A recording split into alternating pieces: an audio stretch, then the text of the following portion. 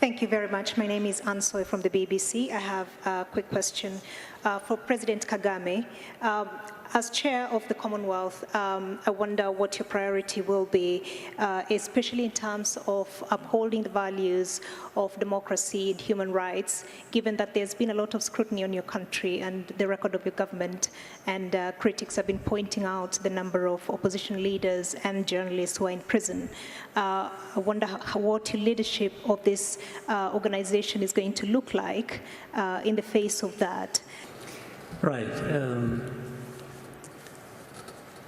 I think checking of facts is a serious problem with the very institutions we should have relied on to inform the public, the general public, the world, about some of these facts. Or whether the facts themselves or the interpretation of some of the things that actually happen.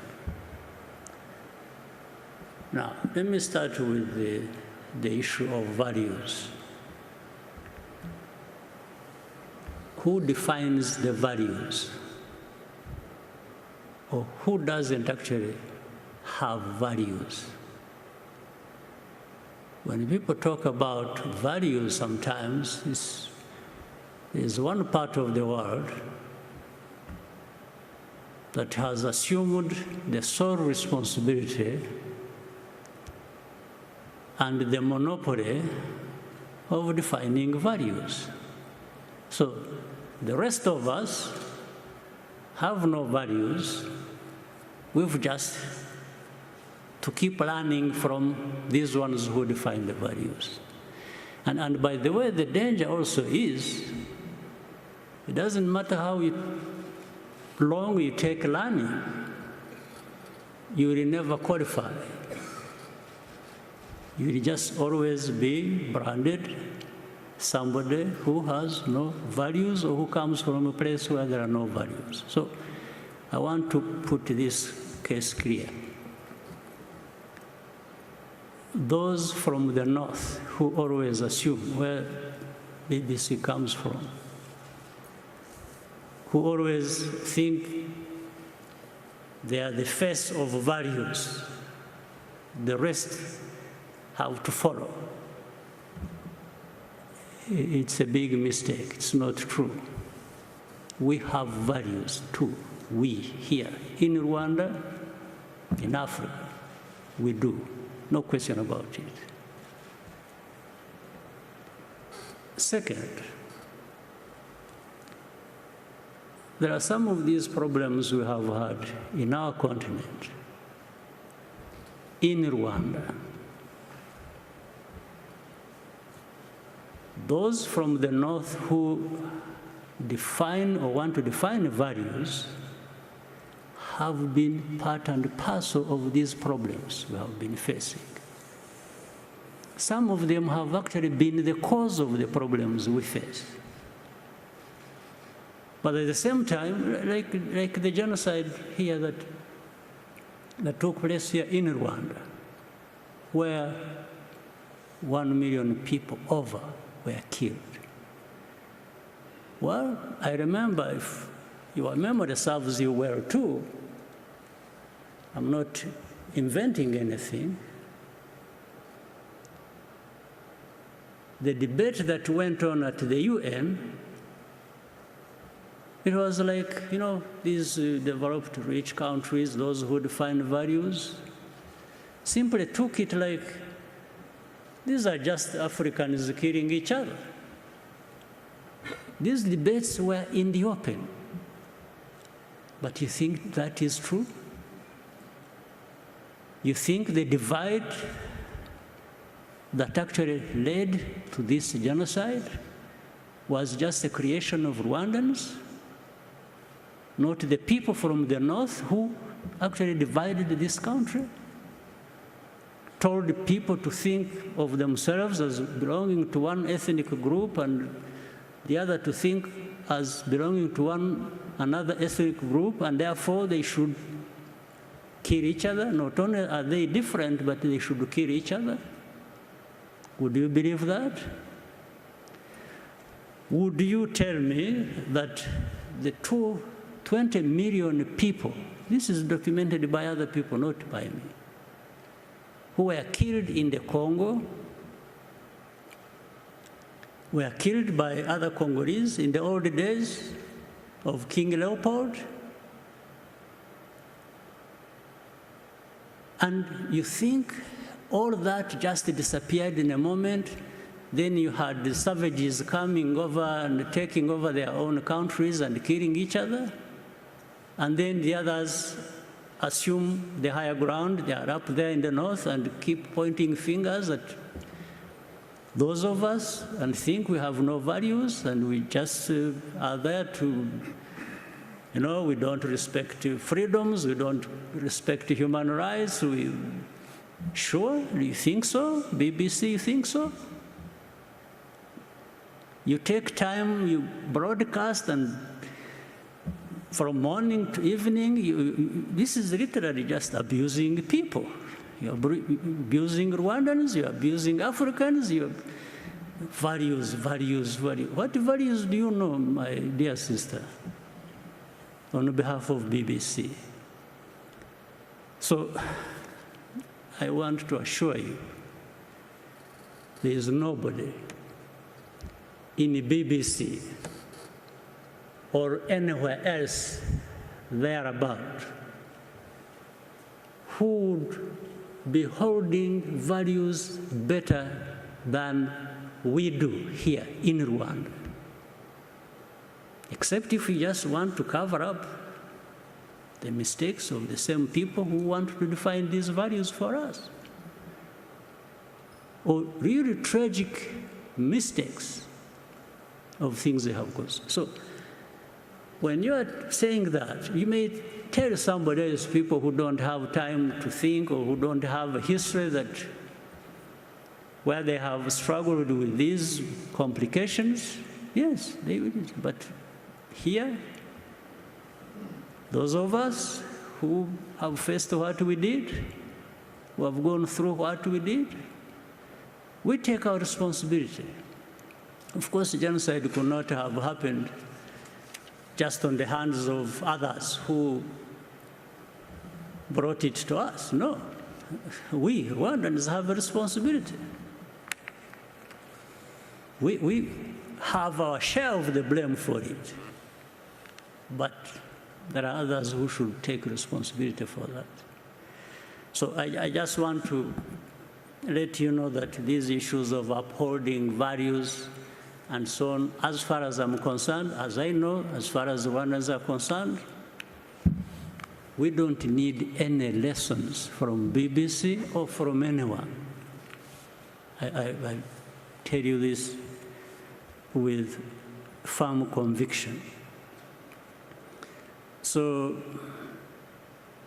democracy or people in prison you're talking about, there is nobody in Rwanda who is in prison that should not be there, because you have a justice system that is actually functional and is fair. Let me tell you something instead. Actually, there are people who are not in prison who should be there. There are no people who are in prison that shouldn't be there, but there are people who are not in prison who actually should be there. And I'll explain to you if you want. I know, for example, I've been seeing journalists writing all kinds of things. Take somebody, praise her or him, and make them champions of all kinds of things. That's fine. I wish these people are making them champions of their own situations, if they wanted them, but not of our situations. And I give you some details. And what I meant when I said what I said. Take an example who is always written about, and people who have been here even during this Kagame, and they were visiting. There's a woman called Ingabire. Victoire, whom BBC and others want to always sing about being the face of the opposition. Okay, fine. And this is one I was referring to. She's not in prison now, but should be in prison now. She was in prison. She committed a crime for which she was tried in the court of law. She was actually sentenced and imprisoned. The government, the president, under the prerogative of the masses, president has that powers. Actually, this woman was released from prison before she served her full sentence. And it wasn't because she was not guilty or whatever. I'll tell you something else which shows double standards, which lead to these things you were asking. She was tried on the basis of evidence that was provided by European countries working with our own justice system. You see, it wasn't just done here. It was done between us and some European countries who provided evidence, corroborating with the evidence we had, and that's on the basis of which she was tried and sentenced and put in prison. Now, but some people decide to make that person an angel of freedom and democracy and something like that. Where does it come from? But she's out there. She's not in prison. But this I'm saying, she should actually be in prison if we hadn't just forgiven her. Okay, we forgave her to be out of prison so that you can pick her and pump her and praise her. Okay, that's fine. If that serves, but I wish it was serving something good for the country. That's okay. Then you have another person whom the very people I was referring to picked, praised, made her a celebrity, him a celebrity, made a hero of, made him a savior of, but I don't know even what he saved. Now, when he faces justice, there is evidence, irrefutable evidence. He was tried in the court of law publicly. Nobody questions the facts on which the evidence is based. But then say, no, you see, this one is, a critic of the president. No, you first answer these facts before you talk about your things that you want to use. And in fact, this person committed this crime with many others. There are about 21 people in the same case, all of them who pleaded guilty and are implicating this person, and this person was at one time their leader.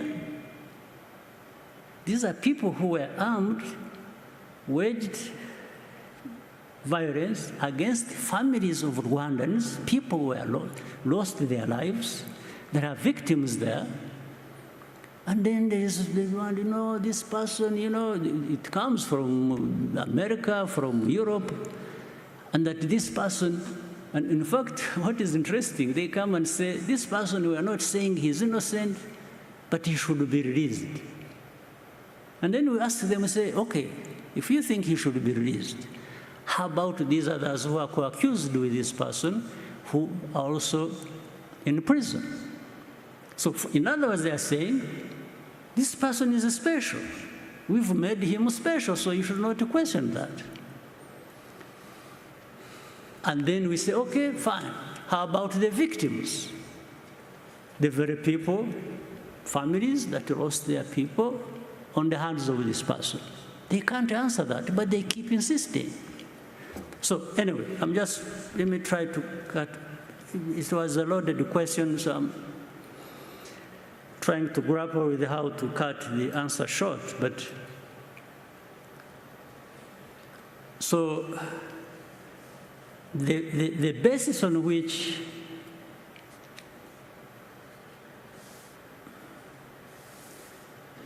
these judgments are made is not necessarily right. It's not correct. So I'll let you make a decision at some point what to believe or what you should be making other people believe, but I know by my answer in whatever way, maybe you're already framing a completely different story about what I said, or giving it a frame in which I didn't put it, but that's okay.